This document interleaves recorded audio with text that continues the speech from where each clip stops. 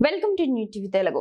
తెలంగాణలో బీఆర్ఎస్ 10 ఏళ్ల పాలనలో ప్రాజెక్టులు పూర్తయి ఉంటే ప్రస్తుతం నీటి విషయంపై ఆంధ్రప్రదేశ్తో సమస్యలు తలెత్తేవి కావని తెలంగాణ ముఖ్యమంత్రి రేవంత్ రెడ్డి అన్నారు. పీసీసీ అధ్యక్షుడిగా ఉన్న సమయంలోనే కేసీఆర్ ను గద్దె దించి తాము అధికారంలోకి వచ్చామని ఆయన స్పష్టం చేశారు. కేసీఆర్ ను విమర్శించేందుకు ముఖ్యమంత్రి స్థాయి సరిపోదా అని ఆయన ప్రశ్నించారు. మందకృష్ణ మాదిగ అంటే తనకు గౌరవం ఉందని ముఖ్యమంత్రి తెలిపారు.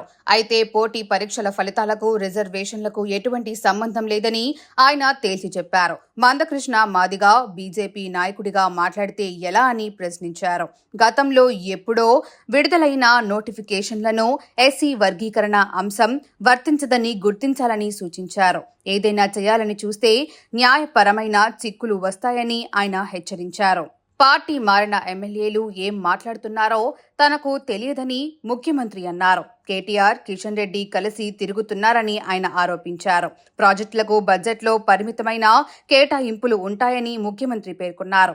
అందుకే కేంద్ర ప్రభుత్వాన్ని నిధులు అడుగుతున్నట్లు ఆయన తెలిపారు. గతంలో ప్రధాని మంత్రి నరేంద్ర మోదీ ఇచ్చిన హామీ మేరకు నిధులు ఇవ్వాలని కోరుతున్నట్లు ముఖ్యమంత్రి విజ్ఞప్తి చేశారు. 36 సార్లు కాకుంటే 99 సార్లు ఢిల్లీకి వెళతామని, నిధుల కోసం వెళితే తప్పేమిటని ఆయన ప్రశ్నించారు.